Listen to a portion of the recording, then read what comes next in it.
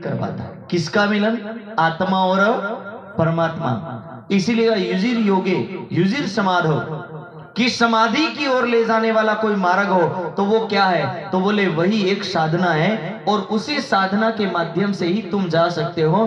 तो यही खुदाई इलम सो मारिए, कि इस खुदाई इलम से ही उस अहंकार को मारा जा सकता है। जो हक्के दिया बताए, जो हक्के दिया बताए कि ये ज्ञान किसने दिया? तो बोले परमात्मा ने इस ज्ञान को दिया है। और जिसमें ये लिखा है कि मैं को मारना होगा, जो मैं मारत अवल, यदि शुरुआत में ही मैं को मार दिया, अहंकार को दबा दिया, मिटा दिया, यानी है लेकिन उसका जरा घमंड नहीं, थोड़ी चीज है लेकिन उसका थोड़ा भी घमंड नहीं। जैसे राम के पास बहुत सारे बाण थे लेकिन राम ने एक दिन में नहीं समाप्त किया, थोड़ा टाइम लिया।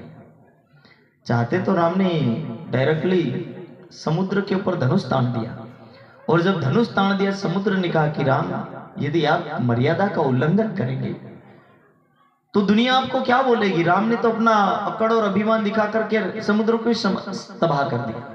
इसलिए बोले आप में और रावण में अंतर है। आप इसीलिए भगवान हो क्योंकि आप किसी का बुरा नहीं चाहते, और वो इसीलिए पंडित होता हुआ भी राक्षस है क्योंकि वो किसी का बुरा चाहता है।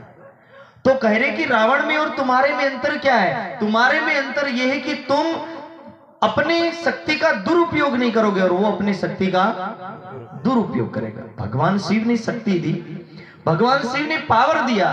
रावण ने सोचा कि मैं उस पावर का सदुपयोग कर सकता हूं, मैं अपने प्राण को उस नाभि में रख सकता हूं, मेरा गला भी कटे तो भी मैं अपने प्राण को सुरक्षित रख सकता हूं।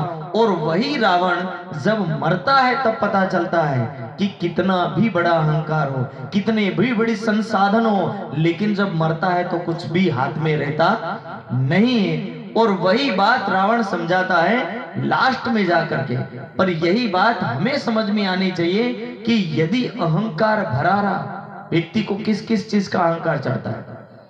या तो सबसे पहले तो व्यक्ति को पैसे का रहता, थोड़ा बहुत लाइट हाईलाइट हो जाता है, आई एम समथिंग, मैं पैसा वाला हूँ, थोड़ा नीचे केम बे हूँ ये नीचे नहीं बे, ऊपर बे।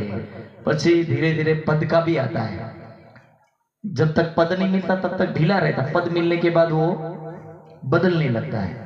बोलचाल में भी बदलाव आ जाएगा, खान पीन में भी बदलाव आ जाएगा, हर चीज में बदलाव आएगा। फिर किसी किसी को सौंदर्य का बहुत अहंकार रहता है, बेचारा किसी को छेड़ता ही रहता है। तो पैसे का भी आएगा, अहंकार का भी, अरे पद का भी आएगा, पैसे, पद, सौंदर्य, ठीक है।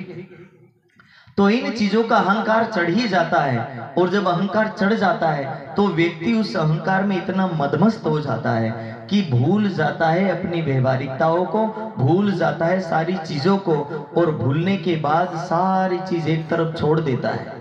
और एक तरफ छोड़ता है, ये बात भर्तृहरि अपने सुंदर शब्दों में बहुत अच्छे ढंग से कहते हैं कि भर्तृहरि जब अच्छे राजा है, भर्तृहरि कोई मूर्ख आदमी तो है नहीं, भर्तृहरि इतना बड़ा राजा है हिंदुस्तान का, वो राजा